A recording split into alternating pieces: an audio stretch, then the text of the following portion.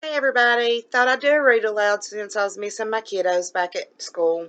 The first book that I'm going to do is just a thin one, but after that I'll probably read chapters out of the chapter book. It's called The Relatives Came to Visit by Cynthia Rylant, and she's a West Virginia author, so I hope you enjoy it as much as I do. It was in the summer of the year that the relatives came. They came up from Virginia. They left when their grapes were nearly purple enough to pick, but not quite.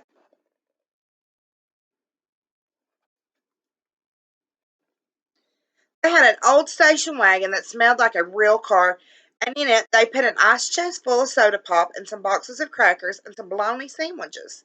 And up they came from Virginia. They left at 4 in the morning when it was still dark, even before the birds were awake.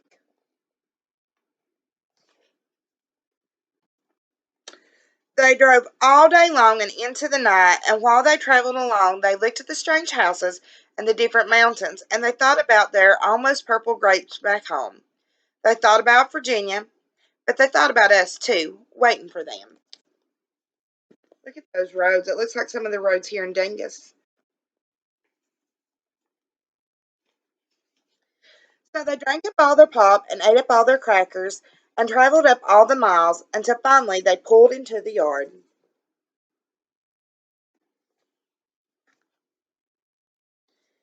Then it was hugging time. Talk about hugging. Those relatives just passed us all around their car, pulling us against their wrinkled Virginia clothes, crying sometimes. They hugged us for hours.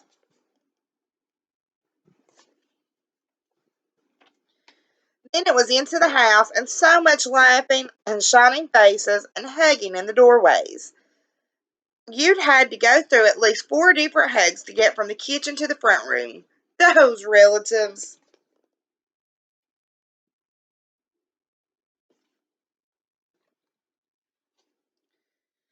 Finally, after a big supper, 2 or 3 times round until we had all had a turn at the table, there was quiet time, and we were in twos and threes through the house.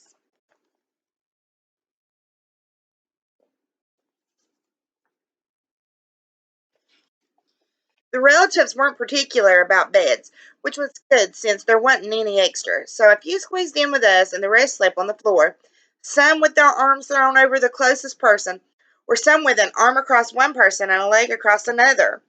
It was different going to sleep with all that new breathing in the house.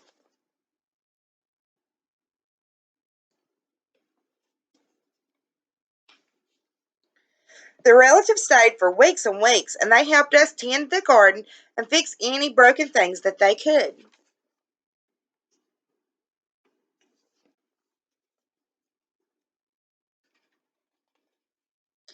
They ate up all of our strawberries and melons, then promised we could eat up all their grapes and peaches when we came to Virginia.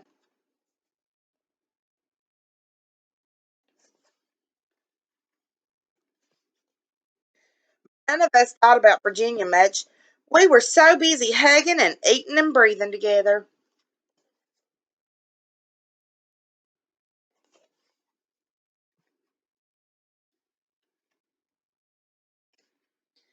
Finally, after a long time, the relatives loaded up their ice chest and headed back to Virginia at 4 in the morning. We stood there in our pajamas and waved them off in the dark. We watched the relatives disappear down the road. Then we crawled back into our beds that felt too big now and too quiet. We fell asleep.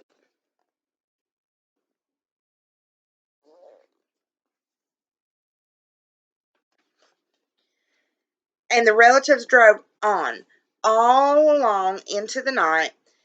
And while they traveled along, they looked at the strange houses and the different mountains, and they thought about the dark purple grapes waiting back in Virginia. But they thought about us too, missing them, and they missed us.